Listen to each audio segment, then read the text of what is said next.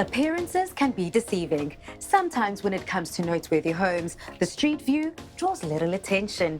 But as soon as you step through the front door, you're met with considered design, marrying functionality and commendable interiors. For today's finest home, our journey starts with a funicular, taking you from the street entrance up to our feature home. As I ascend, the spectacular views start showing off, revealing one of the home's biggest drawing cards: uninterrupted sea views. South African homes have truly come into their own over the last few decades. Generic imitations have made way for modern masterpieces and character-filled spaces. Finest Homes explores these creations, talking to the visionaries who are bringing them to life. Join us as we explore some of these spaces, showcasing the architecture, interior design, and the landscape design.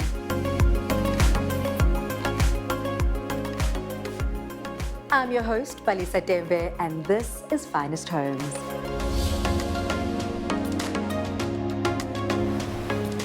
In today's episode of Finest Homes, we're heading to Cape Town's spectacular Atlantic seaboard. Known for its inviting beaches and constant flow of visitors, it evokes a feeling of holiday all year round. Add to that narrow-cobbled streets, pops of Mediterranean color, and a mixture of architectural styles. You are constantly reminded that this neighborhood is always evolving. Taking all of this into consideration, the setting for today's feature home is already a winning recipe. Hi, Bryce, how are you? Good, and you? Thank you so much for having me. Through. Thanks. A house that enjoyed a thorough renovation at the hand of Bryce Henderson of Studio BHD. It's a home that ticks multiple boxes and looks incredible while doing it. First and foremost, what a fun ride up. Oh my gosh, you didn't get stuck with an Uber Eats driver, did No. you? This is such an incredible space and location. What was here before? So this is a renovation. So structurally, majority of the home is as it was. Unfortunately, the previous owner's furniture was the biggest amount of clutter in the space. And there was a sort of unutilized area at the back that we managed to push the whole space out into and open the space up towards the view. How particular was the client's brief, or did they give you room to play? So the clients are good friends of mine. I've been working with them for a long time to actually find the property in order to renovate for them. They gave me a lot of flexibility in what I was able to do here.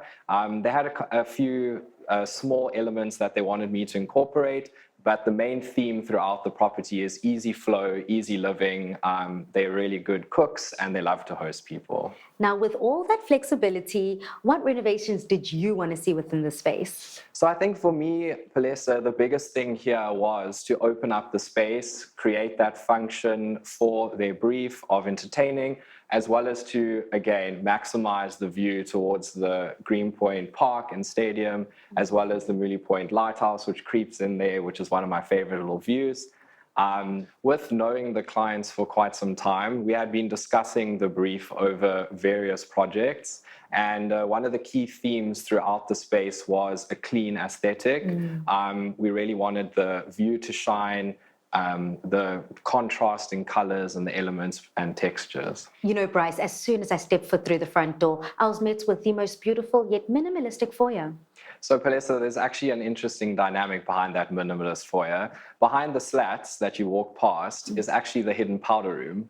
And the reason we did that was you don't want to necessarily be walking into a home and viewing the toilet.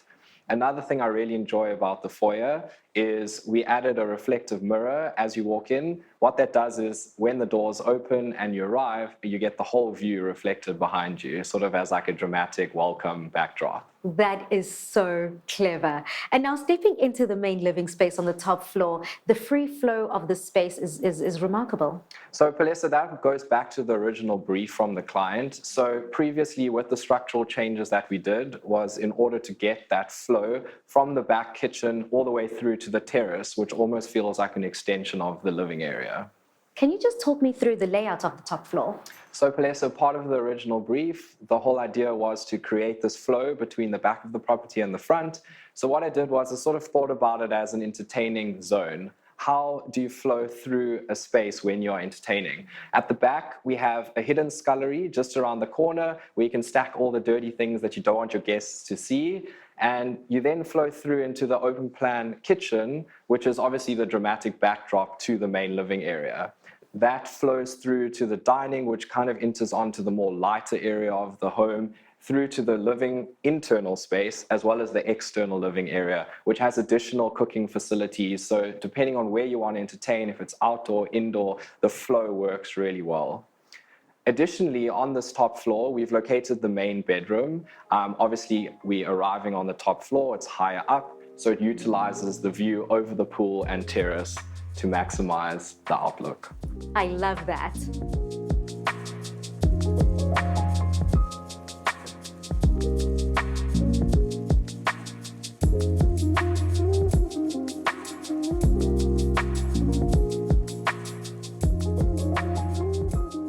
This kitchen is a showstopper. It's essentially a black box, but yet still light and inviting. Thanks, Palesa. I'm actually glad you mentioned that. So leading on from the earlier discussion where I explained the structural changes to the home, with utilizing the back end of the property to push out the floor extent, we needed to install a beam that runs across the whole back end of the property to hold up the concrete roof. With that beam's depth, we had to lower the ceiling in order to cater for it. So what I did was I just decided, let's go all out. The clients were quite keen on going the route of a dark kitchen. And I proposed to them that why don't we actually just paint the roof black as well. So what it does is it creates quite an encapsulating space, and you feel quite cocooned in the back, as a homely kitchen should. But then also with the green point view in the front, we've replicated that with the planter at the back, so you balance out the light and greenery. Palesa, with going with the dark kitchen, I didn't want the spaces and materials to feel bland. So even though all the materials are essentially a tone of black, we've gone with various tactile finishes that creates a layered textured effect.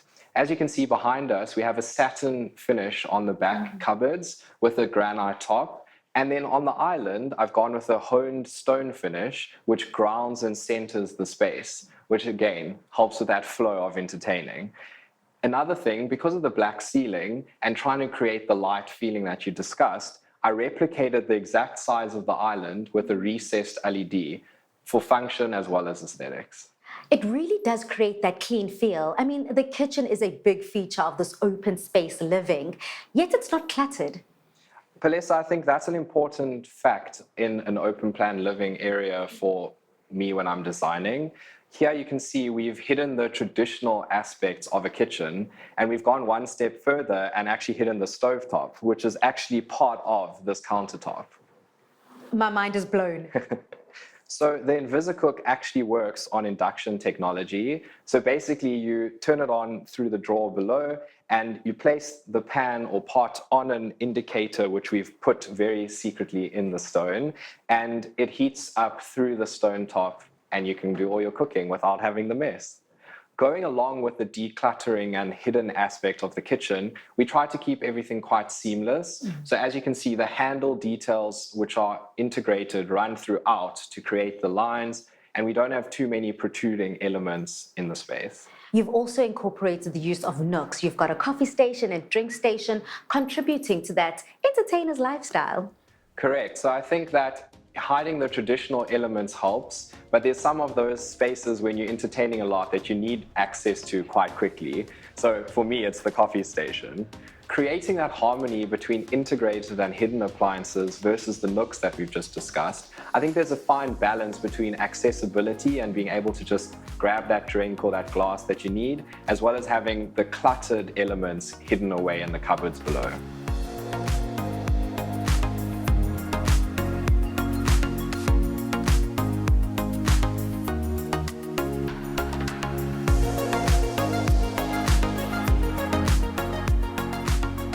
Stay with us as after the break, we continue the home tour of this stunning Atlantic seaboard home.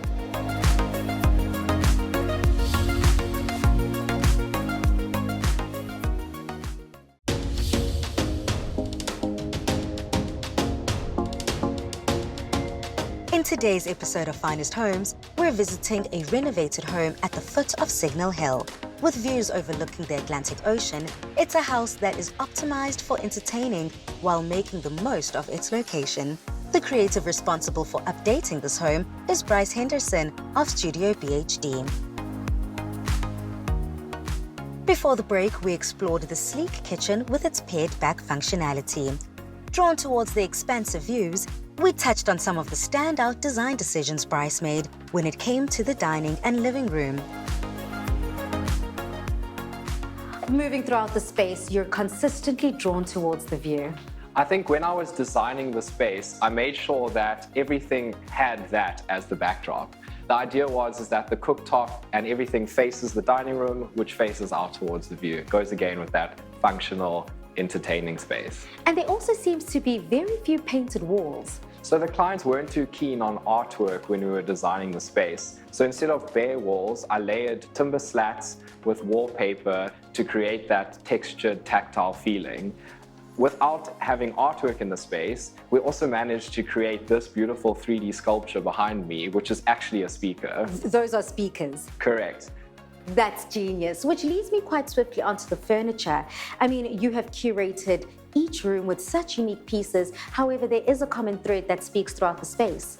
Yeah, Palesa, I think that's a key fact when designing an open plan space is not designing individual areas. So they need to link back to each other, which we've done through materiality. I curated the space with a series of locally designed and manufactured pieces by some of our absolutely incredible and talented designers in South Africa. Stunning. Now we step inside the main bedroom that features a host of elements that make my heart beat a little faster.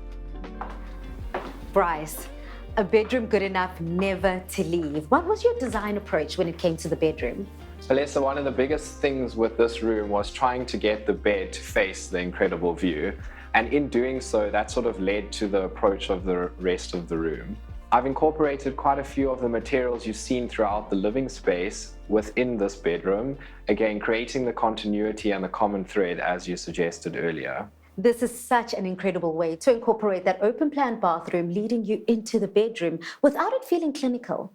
I think the key to that success in this room was the use of materials. So what I've done is I've incorporated the textures and the stone from the bathroom in the bedroom bed space, which again makes the common thread throughout the area. This walk-in closet, for me, is very reminiscent of a shopper's dream. So open plan closets aren't for everyone, but the clients actually had a bit of an argument when we were discussing the brief about the one not closing cupboard doors and all of that. So we landed up without any cupboard doors. And so incorporating that again into the open plan feeling was continuing the materiality. So as you can see, there's the oak backing to the cupboard side, which then becomes the slats as you go through to the bed area. So it still designates certain spaces within the open plan area. Being in an open plan space, your wardrobe really needs to be neat. So what I've kind of done to distract from that is use timber and slatted wood finishes, which again kind of distract from the fact if you've got that one item of clothing that's slightly out of place, you rather look at the warmth of the materials. Speaking of integration and unity, again, another really cool feature which is hidden and integrated is the projector, which is in the recess of the ceiling. Again, the same beam from the kitchen that's come through. We had to layer the ceiling here as well. So we utilized that to incorporate a projector, which goes onto the block-out blind when you're in bed. What a beautifully considered space.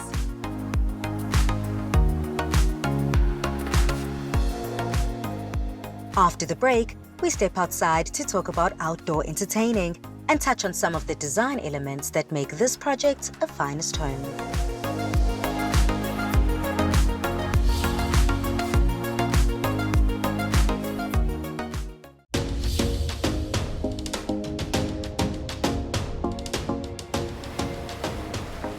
In today's episode of Finest Homes, we visit a recently renovated home in Cape Town's Atlantic seaboard.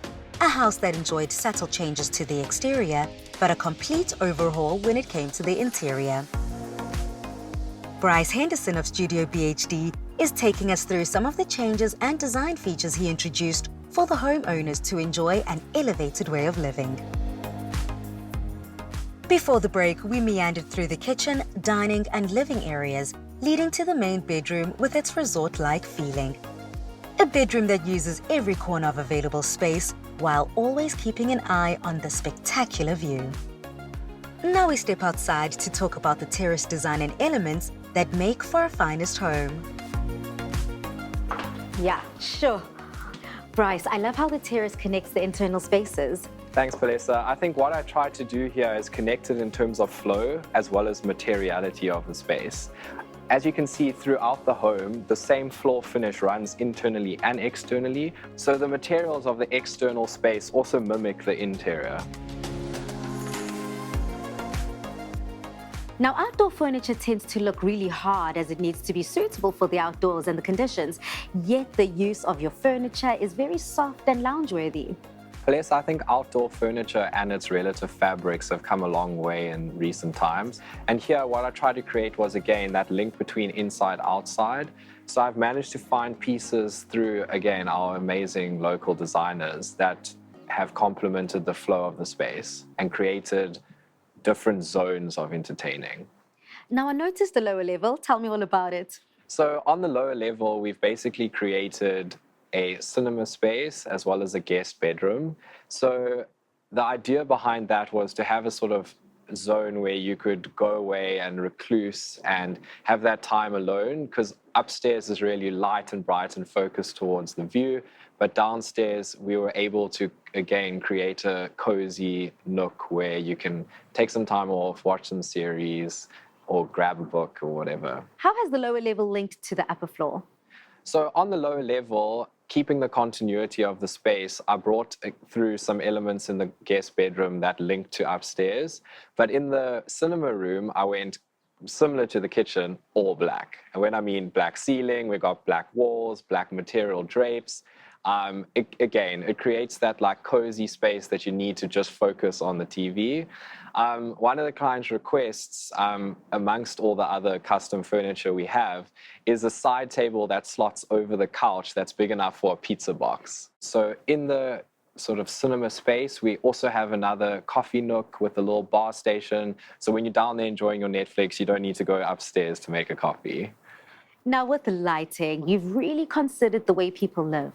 So I think for lighting, for me in a space, I try to use as much indirect light as possible so that the spaces aren't sort of washed out by lighting.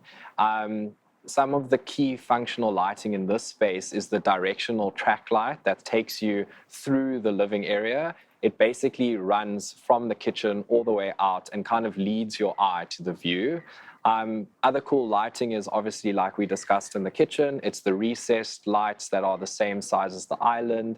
We've got a lot of cove lighting, which is where we've dropped the ceiling.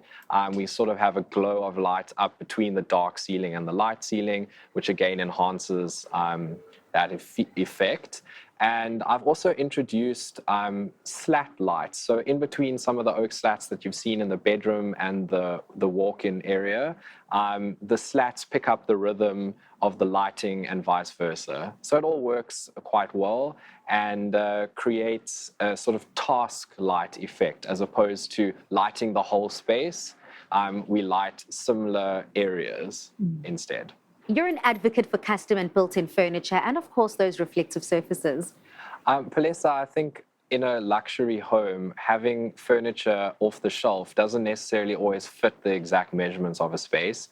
At Studio BHD, we have the opportunity to design pieces that are specific to those spaces, which again allows us to create that continuity with materiality and those reflective surfaces that you brought up.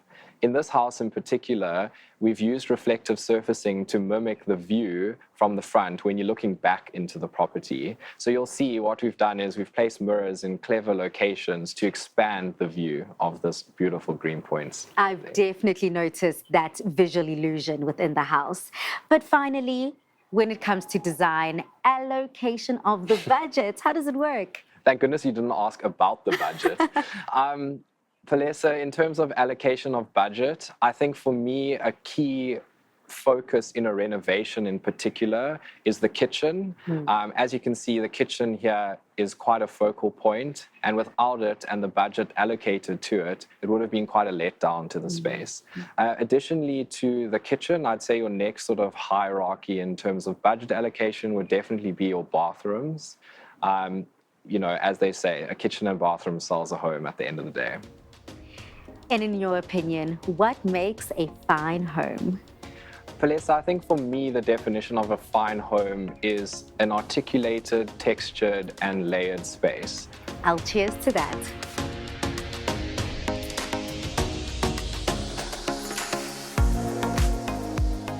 That's it for this week's episode of Finest Homes. Do join us again next week as we bring you more inspirational design.